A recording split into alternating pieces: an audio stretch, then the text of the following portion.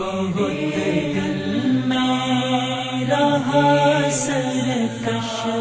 مگر اب ہے پشیمانہ، میں تیرے لگتا ہوں تیرے در پہ مولا اپنی پیشانہ، بہت دل میں رہا سرکش مگر اب ہے پشیمانہ، میں تیرے لگتا ہوں تیرے در مولا اپنی پیشانہ۔ نحمده ونصلی علی رسولہ الکریم، اما بعد فاعوذ باللہ من الشیطان الرجیم، بسم اللہ الرحمن الرحیم۔ قال اللہ تعالیٰ فی کلامہ المجید والفرقان الحمید، اہدنا الصراط المستقیم صراط الذین انعمت علیہم غیر المغضوب علیہم ولا الضالین، آمین۔ ناظرین کرام، اللہ تعالیٰ سورہ فاتحہ کی ان آیات کے اندر بالکل وضاحت سے عام معنی کے طور پر یہ ارشاد فرما رہے ہیں کہ سیدھے راستے پر چلتے رہو،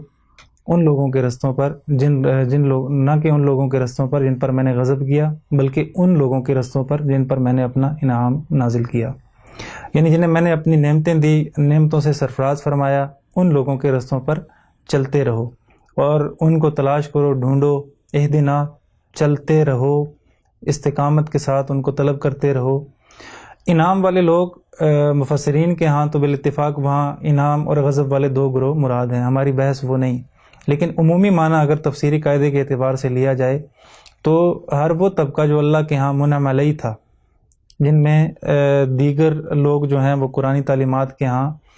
جو ہیں انبیاء ہیں، شہداء ہیں، صالحین جو شامل ہیں۔ صالحین کا جو اعلیٰ درجہ ہے انبیاء و صحابہ کے بعد وہ ہے اولیاء، اور اولیاء کا تذکرہ بارہ ہم نے ذکر کیا کہ وہ باعث رحمت ہے۔ تو وصال ٹی وی کی سیریز کے تصوف کے سلسلے کا دوسرا لیکچر اسی سلسلے کی ایک بڑی شخصیت حضرت سیدنا اویس کرنی رحمۃ اللہ تعالی علیہ کے متعلق ہے۔ سیدنا اویس کرنی رحمۃ اللہ تعالی علیہ کی ہم شخصی جائزے سے پہلے ان کے بارے میں آپ علیہ السلام کی مطہر زبان سے جو ارشادات ہیں وہ بہت سے مقامات پر جو منقول ہیں، مسلم شریف میں، مشکات شریف میں اور دیگر کتب کے اندر، ان سے ہم ابتدا کریں گے۔ آپ علیہ السلام چونکہ اویس کرنی رحمۃ اللہ تعالی علیہ کا تعلق یمن سے تھا، ابھی وہ تفصیلی بات آئے گی، آپ یمن کی جانب اپنا روح مبارک، چہرہ مبارک کیا کرتے اور فرماتے کہ مجھے یمن سے جو ہے وہ رحمت کی خوشبو آ رہی ہے، رحمت کی ہوا آ رہی ہے، اور بڑی اطمینان کی ہوا ہے جو وہ یمن سے چلتی ہوئی آ رہی ہے۔ اسی طرح آپ علیہ السلام نے مختلف اوقات میں فرمایا کہ میری امت کا ایک شخص ہے کہ جس کی شفاعت سے اللہ تعالیٰ ربیہ اور مضر قبیلے کی بھیڑ یا بکریوں کے بالوں کے برابر جو ہے وہ لوگوں کو جہنم سے نجات دیں گے، اس کی شفاعت کو قبول کریں گے۔ اور اسی طرح بعض مقامات پر یہ بھی منقول ہے کہ آپ سے صحابہ کرام نے استفسار کیا، یا رسول اللہ وہ شخص کون ہے؟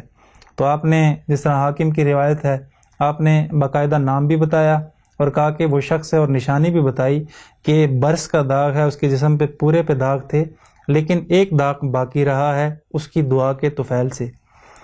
اور یہ بھی ذکر کیا کہ وہ ماں کی خدمت بڑے احسن انداز سے کرتا ہے، اس انداز سے کہ پھر جب وہ دعا کے لیے ہاتھ اٹھاتا ہے تو اللہ تعالیٰ کو اتنا پسند ہے کہ اللہ تعالیٰ اس کے اٹھے ہوئے ہاتھوں کو رد نہیں کرتے، بلکہ جو وہ طلب کرتا ہے اللہ تعالیٰ اسے دیتے ہیں۔ حضرت سیدنا اویس کرنی رحمۃ اللہ تعالیٰ علیہ کا پورا نام اویس بن عامر بن مرادی بن یمنی بن کرنی ثم یمنی، اویس بن عامر یہ آپ کا نام ہے پورا، اور اویس جو ہے وہ اوس کی تصغیر ہے۔ اوس کی تصغیر یہ مختلف اس کے معنی آتے ہیں لغت کے اندر۔ عطیہ کرنا، بخشش دینا، اس کا عمومی معنی ہے کہ عطیات دینا یا بخشش بغیر طلب کے کسی پر احسان کرنا۔ اویس بن عامر یہ آپ کا نام ہے۔ ثم کرنی ثم یمنی، یہ کرن اور یمن جو ہے وہ عیسیٰ علیہ السلام سے 600 سال قبل اس کی جو ہے وہ تاریخی آثار ملتے ہیں۔ پھر یمن اس وقت چونکہ دو بڑی قوتیں تھیں کیسر و کسرا، تو اس کا گورنر تھا جو بازان یہاں پر موجود تھا۔ اب جب یہ ساری بات وضاحت سے آ گئی تو یہ بات سمجھنے میں ایک تکلف ہوگا کہ جب یہ ان قوتوں کے زیر اثر تھا کہ جن کے ہاں اسلام ابھی تک پہنچا نہیں تھا، بلکہ اسلام تو اپنی ابتدائی حالات میں بھی ابھی تک نہیں آیا تھا، تو پھر یہاں پر اسلام کے پہنچنے کی کیا صورت تھی؟ یا اس سوال کو یوں عنوان سے ہم تعبیر کرتے ہیں کہ اویس کرنی رحمۃ اللہ تعالیٰ علیہ کا تعلیم و تعلم کا سلسلہ کیا تھا، کیسے معرفت توحید ملی، کیسے رسول اللہ کی وہ وارفتگی والی محبت ملی کہ جس محبت نے تو انتہا ہی کر ڈالی۔ حضرت اویس کرنی رحمۃ اللہ تعالیٰ علیہ کے آباء و اجداد میں سے ان کے چچا ملتے ہیں، وہ چھوٹی موٹی تجارت کرتے، کچھ مال لے کر عرب جایا کرتے تھے۔ ایک دفعہ یوں ہوا عام الفیل کے عرصے کے اندر آپ وہاں پہنچے تو یہودیوں کو یہ بحث کرتے ہوئے پایا کہ دیکھو وہ ستارہ طلوع ہو گیا ہے، تو آپ نے کان لگا کر سننے کی کوشش کی کوئی خاص بات ہے جس واقعے کی طرف یہ اشارہ کر رہے ہیں، تو دو یہودی آپس میں بات کر رہے ہیں، وہ ستارہ طلوع ہو گیا ہے جس ستارے کے طلوع ہونے کی نشانی تھی کہ اب اس دھرتی پر آخری پیغمبر آئے گا جس کی آنکھوں میں سرخ ڈورے ہوں گے، کھجوروں والی سرزمین ہوگی، اس کی یہ نشانیاں ہیں، اس کے یہ ساتھی ہوں گے، اس کا حلیہ یہ ہوگا، اس کا اعلان نبوت یہ ہوگا۔ یہ ساری علامات فردن فردن سٹیپ بائی سٹیپ انہوں نے گننا شروع کیا۔ تو بڑے ذوق سے حضرت اویس کرنی رحمۃ اللہ تعالیٰ علیہ کے چچا نے سنا، واپس لوٹ کر اپنی قوم کو آ کر مختصر سا تعارف پیش کیا کہ عرب کی زمین پر وہ چاند، وہ ماہ منیر طلوع ہونے والا ہے کہ جس کی علامات اور نشانیاں دیگر کتب کے اندر بھی موجود ہیں۔ مورخین نے اس بات سے یہ اندازہ لگایا کہ آپ نے وہاں اسلام کی تعریف، چونکہ عام الفیل کے 50 دن 40 دن کا قول ملتا ہے مفسرین کے ہاں کہ آپ علیہ السلام کی آمد ہو گئی، اور پھر جب اسلام کا غلغلہ پھیلا، اسلام کی جو آواز ہے، اسلام کا نغمہ ہے، وہ عرب سے باہر نکلا، تو اس وقت سے پہلے توحید کا تعارف وہاں پہنچ چکا تھا، آپ علیہ السلام کا تعارف وہاں پہنچ چکا تھا، اس لیے کوئی قباحت نہیں ہوئی کہ وہ لوگ اسلام قبول نہ کرتے۔ تو اسی سلسلے میں آگے چل کر سیدنا اویس کرنی رحمۃ اللہ تعالیٰ علیہ نے بھی اسلام قبول کر لیا۔ یہ تو آپ کے تعلیمی اور اسلام کے حوالے سے جو ایک مغالطہ تھا اس کے پیش نظر یہاں تک ہمیں مورخین کی جو ہیں وہ باتیں ملتی ہیں۔ اس کے بعد آتے ہیں آپ کا جو ہے وہ جو عملی سلسلہ ہے، چونکہ یمن میں اگر اسلام اس انداز سے پھیلا تھا تو سیدنا اویس کرنی رحمۃ اللہ تعالیٰ علیہ کے ہاں تو یہ ملتا ہے کہ ان کے ہاں زہد تھا، سجود تھا، نمازیں تھیں، نوافل تھے، تو وہ کہاں سے انہوں نے وہ تعلیم حاصل کی؟ تو اس میں ایک تو اہم بات یاد رکھیے کہ جو باتیں ہمیں بالکل ولی کی زندگی سے ملتی ہیں ان کو تو کہنے میں کوئی کوتاہی نہیں اور نہ ہی کوئی عار ہے، لیکن کچھ باتیں ہیں جن کو سمجھنے سے پہلے تصوف کی خاص اصطلاحات کا سمجھنا ضروری ہے، جن میں ایک بڑی اصطلاح کرامت بھی ہے۔ حضرت بلال رضی اللہ عنہ جو ہیں وہ مدینے میں اذان دے رہے ہیں، اور سیدنا اویس کرنی رحمۃ اللہ علیہ فرماتے ہیں کہ جب میں اس پہاڑی پہ چڑھتا ہوں تو میں بلال کی اذان کی آواز سنتا ہوں۔ اکثر بچے آپ کی بوڑھی والدہ سے آ کر شکایت کرتے کہ ایک مقررہ وقت پر اویس گھر سے نکل پڑتا ہے اور اوپر جا کر کان لگا کر سنتا ہے اور واپس آ کر پھر یہ کام کرتا ہے، تو والدہ کہنے لگی کہ اس کو اپنے بھائی بلال کی آواز یہاں پر سنائی دیتی ہے اذان کی۔ یا تو یہ کرامتن تھی جس طرح فاروق اعظم رضی اللہ عنہ سے تمیم داری کے حوالے سے وہ مشہور ہے واقعہ، یا یہ تھی کہ وہ مقررہ وقت اللہ تعالیٰ اپنے اس نیک اور برگزیدہ بندے کو القاء اور الہام کے ذریعے سے اس وقت کی تعین کی طرف توجہ دلا دیا کرتے کہ اب میرے بندے میرے سامنے جبین نیاز کو ٹیک دو۔ یہ ویسے کرنے کا ایک خاصہ تھا۔ گزر بسر کے حوالے سے اگر ہم زندگی کو دیکھیں تو ہمیں نظر آتا ہے 3 قسم کے پیشے سیدنا اویس کرنی رحمۃ اللہ تعالیٰ علیہ کے ہاں ملتے ہیں۔ پہلا پیشہ تو یہ تھا کہ مختلف لوگوں کے جانوروں کو لے کر آپ اونٹ اور بھیڑ بکریوں کو لے کر پہاڑ کے دامن میں چلے جاتے، ان کو چرا کر ایک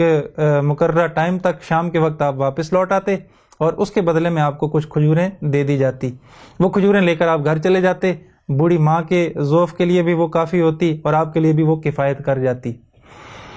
دوسرا جو مشہور ہے وہ یہ ہے کہ آپ گلیوں میں چلتے پھرتے، جس کی وجہ سے آپ کو دیوانہ بھی کہا گیا، اور ایک قول یہ بھی ملتا ہے کہ آپ کے چچا سے جب جناب عمر اور جناب علی رضی اللہ تعالیٰ عنہما نے پوچھا کہ اویس کہاں ہے، تو انہوں نے بھی تعارف میں یہ کہا کہ آپ اس کا کیوں پوچھ رہے ہیں، وہ تو ایک دیوانہ ہے، پروانہ ہے،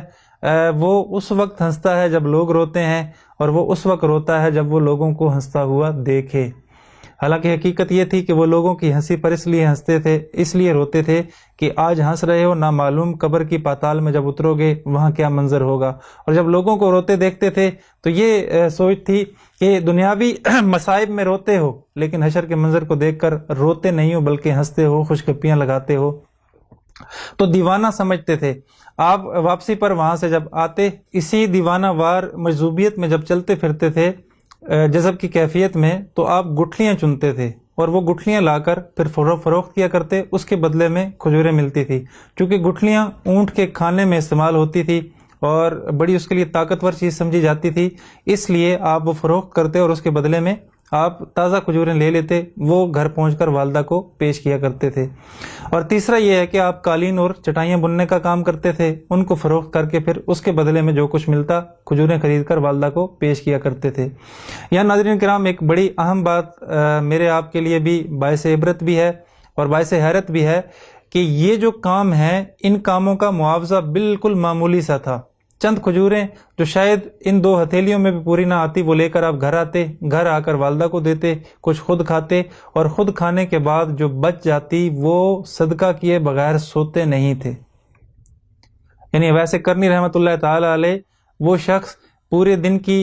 دن کے معاوضے کے بدلے میں چند کھجوروں کے دانے لے کر گھر پہنچتا ہے، اور اس میں سے بھی والدہ کو دے کر خود کھا کر جو بچتی ہیں وہ صدقہ کیے بغیر سوتے نہیں تھے۔ شاید یہ تعلیم دینا چاہتے تھے کہ دونوں ہاتھوں سے حلال حرام کی تمیز کیے بغیر مال بنانے کی فکر والو، یہ تو سوچو کہ اس کا حساب دیے بغیر تم قدم نہیں اٹھا سکو گے۔ یہاں اتنا ہی ضرورت کے تحت جتنی ضرورت ہے اس سے زائد کی طلب نہ کرو۔ کیا وہ اس اسرت کے دور کے اندر انہیں بھی سہولیات اچھی لگتی ہوں گی؟ اس کے باوجود وہ کھجوریں جو بچتی ہیں وہ صدقہ کر دیتے اور صدقہ کیے بغیر سویا نہیں کرتے تھے۔ یہ 3 چیزیں جو تھی، 3 پیشے تھے آپ کے حوالے سے کہ جن سے آپ کا گزر و بسر ہوا کرتا تھا،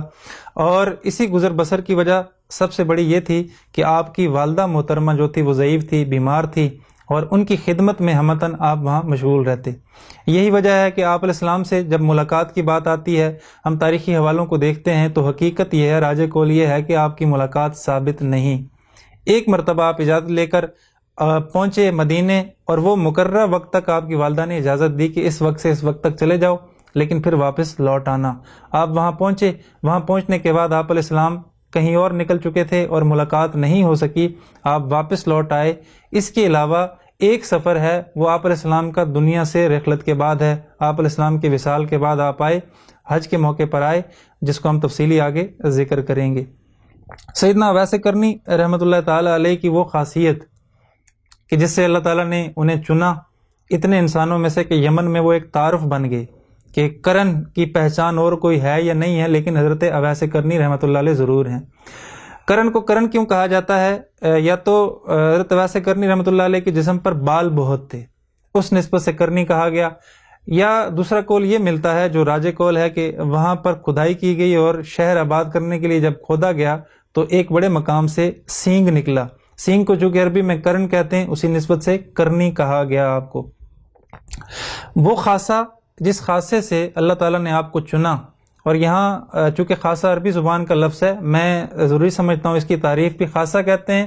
یوجد فیہ لا یوجد غیرہ، کہ خاصہ وہ ہے جو کسی ایک چیز میں تو پایا جائے لیکن اس کے علاوہ کسی دوسری چیز میں وہ نہ پایا جائے۔ وہ خاصیت، وہ آپ کی خوبی کیا تھی جس خوبی نے اللہ تعالیٰ کے ہاں آپ کو اتنا محترم و مکرم بنا دیا؟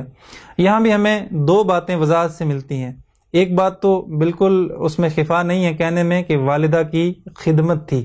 کہ جس خدمت کی وجہ سے آپ اس مقام تک پہنچے۔ دوسری جو ہم نے ڈیفائن ابھی تک نہیں کی، وہ ہے حضور علیہ السلام سے وارفتگی کی حد تک محبت، یعنی ایسی محبت کہ یمن میں بیٹھے ہوئے یہ پیغام ملا کہ آج احد کا معرکہ ہوا اور نبی اکرم صلی اللہ علیہ وسلم کے دندان مبارک شہید ہوئے، آپ کے دانت مبارک شہید ہوئے، یہ پتہ چلنا تھا، بیٹھے ہوئے حالت غلبہ ہوا، اور ایسی حالت ہوئی کہ خیال آیا کہ میرے محبوب کے دانت شہید ہو گئے اور میرے منہ میں دانت اسی انداز سے ہیں، میں انہی دانتوں سے نرم غذائیں کھاؤں، انہی دانتوں سے کھجوریں کھاؤں، انہی دانتوں سے انگور کھاؤں، یہ کیسے ممکن ہے حالانکہ میرے حبیب کا دانت گر چکا ہو، ایک ہے یا دو ہے، ایک توڑا پھر یہ خیال آیا نہ جانے یہ والا تھا یا یہ والا تھا، دوسرا توڑا پھر یہ خیال آیا یہ بھی نہیں تھا، کرتے کرتے اپنے پورے دانت توڑ دیے۔ یہ وارفتگی کی وہ حالت تھی، وہ محبت تھی کہ جس کو کیفیت میں تو بیان کیا جا سکتا ہے لیکن اس کو عملی طور پر ڈیفائن کرنا بڑا مشکل ہے۔ آج بہت سارے لوگ، بہت ساری جماعتیں، تنظیمیں، تحریکیں اس جذب والی کیفیت کا نام لے کر کہیں مسجدوں میں عجیب غل غپاڑے اور کہیں مسجدوں میں عجیب بے حرمتی کرتے ہوئے نظر آ رہے ہیں۔ سوال یہاں پر یہ ہے کہ مرکات شریف میں ملا علی قاری رحمۃ اللہ تعالی علیہ نے یہ اشکال یہاں پر کیا کہ ویسے کرنی رحمۃ اللہ تعالی علیہ کا یہ عمل شریعت کے خلاف تھا، تو کیوں کیا؟ واضح جواب ہے کہ غلبہ حال تھا، ایسی حالت تھی جس حالت کو جذب کی کیفیت کہا جاتا ہے، اس کیفیت میں انسان بے حال ہو جاتا ہے۔ یہ فعل غلبہ حال کی وجہ سے صادر ہوا، اور اس پہ دلیل یہ ہے کہ نبی علیہ السلام کے دیگر افعال جو آپ پر مشرکین کی طرف سے ظلم روا تھے وہ بھی آپ تک پہنچتے رہے۔ طائف کے سفر کا حال بھی پہنچا، پیٹھ پہ اوجڑی رکھنے کا حال بھی پہنچا، قرآن سنانے کے بدلے میں پتھر پڑنے کا حال بھی پہنچا، لیکن غلبہ حال ویسے کرنی رحمۃ اللہ تعالی علیہ پہ طاری نہیں ہوا۔ لیکن جب یہ حال پہنچا کہ میرے حبیب کا میدان جنگ میں، جنگ احد میں دندان مبارک شہید ہوئے، تو وہ وارفتگی، وہ محبت، وہ تڑپ جو اندر چھپی ہوئی تھی وہ بڑک اٹھی، وہ آگے محبت، وہ آتش محبت جوان ہوئی اور آپ اپنے آپ پر قابو نہیں رکھ سکے۔ اگر یہ جذب ہر حال میں تھا پھر تو طائف کے سفر میں زیادہ نکلنا چاہیے۔ آپ کا اپنے پاؤں کو خون آلود کرنا کہیں پہ ثابت نہیں، آپ کا نماز میں حضور اسلام پر اوجری رکھنے کا واقعہ بھی پہنچا، آپ کا اس پہ بھی کوئی عمل نہیں۔ تو یہ دلیل ہے کہ وہ خاص فعل اور خاص حالت تھی جس میں آپ نے یہ عمل کیا۔ ملا علی قاری رحمۃ اللہ علیہ کا اشکال بھی اسی کی طرف ہے، اشارہ ہے، ورنہ دیگر حالات، دیگر جتنے افعال ہیں وہ پہنچے تو ضرور ہیں آپ تک، لیکن ان پر آپ کی طرف سے رد عمل نہ کرنا یہ اس بات کی بڑی بین دلیل ہے۔ یہ دوسری وجہ یہ تھی کہ نبی علیہ السلام سے آپ کی محبت جو تھی وہ وارفتگی کی انتہا تک تھی۔ آپ نے جو وارفتگی اور آپ نے جو محبت کی انتہا کی، اس محبت کے بدلے میں اللہ تعالیٰ نے آپ کو اس اعزاز سے نوازا کہ وہ شخص کے جس کے بارے میں حضور نے کہا کہ میرے اس امتی کی زبان پر قرآن بولتا ہے، اللہ بولتا ہے، جناب عمر اور جناب علی، کہ ان کی فضیلتوں کو کون پہنچے، وہ دونوں یہ 10 بستہ عرض لے کر پہنچتے ہیں کہ اے ویسے کرنی، آپ ہم دونوں کے لیے مغفرت کی دعا کیجیے۔ اور ایک روایت میں کہ آپ علیہ السلام کا خرقہ مبارک بھی لے کر پہنچے، بطور تحفہ آپ کو پیش کیا۔ اور دوسری روایت یہ ہے کہ حج کے موقع پر آپ کی ملاقات ہوئی۔ یہ دو قول ہیں مورخین نے لکھے ہیں، ایک یہ کہ حضور علیہ السلام نے جب یہ کہا کہ اے عمر اور اے عمر، جب کبھی اویس سے ملاقات ہو تو میرا خرقہ پیش کرنا اور اس سے میری امت کے لیے دعا کروانا، یعنی ایک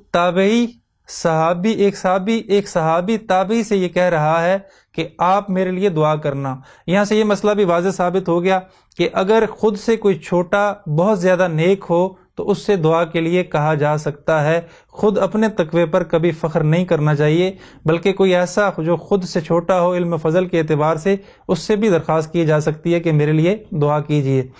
ایک قول یہ ہے کہ حضرت عمر اور حضرت علی وفور ملاقات کی وجہ سے وہاں پہنچے یمن میں اور آپ سے ملے، باقی واقعہ اسی انداز سے ہے۔ دوسرا قول یہ ہے کہ حج کے موقع پر جناب عمر اعلان کیا کرتے تھے کہ یمن سے کوئی آیا ہو تو پھر آپ کے چچا اٹھے قبیلہ مراد سے، پھر کرن سے، تو انہوں نے کہا جی کہ میں ایک آدمی ہوں، اور پھر ان سے پوچھا حضرت اویس کے بارے میں تو فرمایا کہ اویس کرنی عرفات میں ہے۔ حضرت عمر اور حضرت علی وہاں پہنچے، دیکھا نماز میں مشغول ہیں، اونٹ اور بکریاں جو ہیں وہ ارد گرد قطار اندر قطار چل رہی ہیں، گویا کہ حضرت اویس کرنی رحمۃ اللہ تعالی علیہ اللہ کی طرف سے اللہ کی عبادت میں مشغول اور منہمک ہیں، تو وہ جو ان کے جانور ہیں ان کو اللہ تعالیٰ نے ان کی اطاعت کا پابند بنا دیا ہے، وہ ان کے لیے مطیع ہیں۔ اور یہی حال مورخین نے نقل کیا ہے، جب آپ یمن میں لوگوں کے اونٹ اور بکریاں چرایا کرتے، آپ وہاں پر نماز میں، ذکر میں، تسبیح میں مشغول ہو جاتے، لیکن کوئی بکری، کوئی اونٹ کسی دوسرے کی فصل میں کبھی بھول کر بھی نہیں گیا۔ حالانکہ جانوروں کو عقل و شعور تو نہیں ہے اور وہ تو ضرور بضرور دوسرے کی فصل میں داخل ہو جاتے ہیں، لیکن اویس کرنی رحمۃ اللہ تعالی علیہ کو اللہ تعالیٰ کی قرب و محبت سے جو شناسائی تھی، اس کے بدلے میں اللہ تعالیٰ نے گویا کہ ان جانوروں کو حضرت اویس کرنی رحمۃ اللہ علیہ کا مطیع اور پابند کر دیا۔ حضرت عمر حضرت علی دونوں پہنچے، یہ دونوں حضرات وہاں پہنچے اور کہا کہ ہمارے لیے دعا کی درخواست کیجیے. تو جناب اویس کرنی رحمۃ اللہ تعالی علیہ اپنی عاجزی اور اپنی خشیت سے کہنے لگے کہ میں کیسے آپ لوگوں کے لیے دعا کر سکتا ہوں. حضرت عمر نے وہ تاریخی جملہ ارشاد فرمایا کہ ہم نے اپنے مربی اور مرشد محمد عربی صلی اللہ علیہ وسلم کی زبان سے یہ سنا تھا، جب کبھی تمہاری اس سے ملاقات ہو یا اس کے جسم پر برس کا ایک نشان ہے، اس سے میری امت کے لیے، امت کی مغفرت کے لیے دعا کرنا اور اپنے لیے بھی دعا کا کہنا. پھر حضرت اویس نے ہاتھ اٹھائے اور ان دونوں حضرات کے لیے دعا کی. کیا عجیب منظر ہوگا کہ سرزمین پہ یہ عجیب منظر بھی کہ سامنے جو ہے عمر فاروق رضی اللہ تعالیٰ عنہ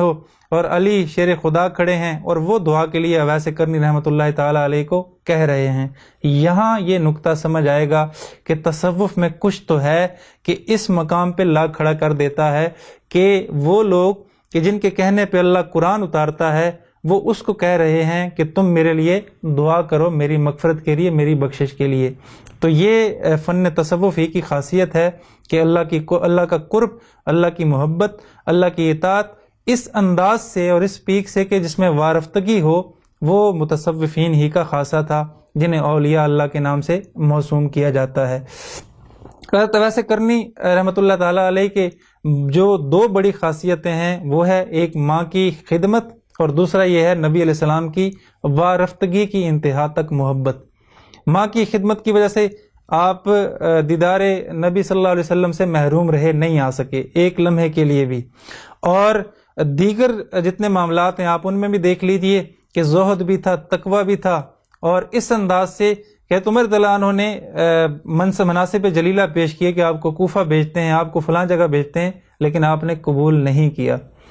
جہاں تقوی تھا، جہاں ورع تھا، اور جہاں پر دیگر زہد تھا، عبادات تھی، وہاں پر یہ شان بھی تھی کہ آپ نے کسی بڑے منصب کو بھی قبول نہیں کیا، جس کی وجہ سے اللہ تعالیٰ سے قرب اور اللہ تعالیٰ کی محبت میں خلل آئے. یہ سیدنا اویس کرنی رحمۃ اللہ علیہ کی مختصر سے حالات تھے. اور آپ کی ایک جو تمہیدی گفتگو میں ذکر کرنا تھا وہ یہ کہ آپ کی ولادت جو تھی اس کے بارے میں مختلف قول ہیں، لیکن درست قول یہ ہے کہ تاریخ نہیں ملتی، مورخین کے ہاں بھی خاموشی ہے. بعض رات نے 594 عیسوی اور بعض نے 606 کا قول نقل کیا ہے، لیکن یہ تخمینتاً ہے کہ جنہوں نے 63 سال کی عمر کا حساب لگایا تو انہوں نے 594 نقل کیا، اور جنہوں نے 61 سال کی عمر کا لگایا جنہوں نے 67 کی عمر کا لگایا وہ 600 تک جا پہنچے. لیکن حقیقت حال یہ ہے کہ ولادت کے بارے میں تاریخ خاموش ہے. البتہ وفات جو ہے وہ 657 عیسوی میں منقول ہے. یہ پیکر محبت اور پیکر وارفتگی رسول محبت 657 عیسوی میں دنیا سے رخصت ہوئے. اللہ تعالیٰ سے دعا ہے اللہ تعالیٰ ہمیں ان کی خاصیات بھی اپنے اندر پیدا کرنے کی توفیق عطا فرمائے، اور حقیقی متصوفین کی جانب ان کے دامن سے ہمیں مضبوطی سے ان کے دامن کو اپنے ہاتھوں سے پکڑنے کی توفیق عطا فرمائے. وآخر دعوانا ان الحمدللہ رب العالمین. بہت دل میں رہا سرکش مگر اب ہے پشیمانہ، میں تیرے لگتا ہوں تیرے در بے مولا اپنی پیشانہ. بہت دل میں رہا سرکش مگر اب ہے پشیمانہ، میں تیرے لگتا ہوں تیرے در بے مولا اپنی پیشانہ.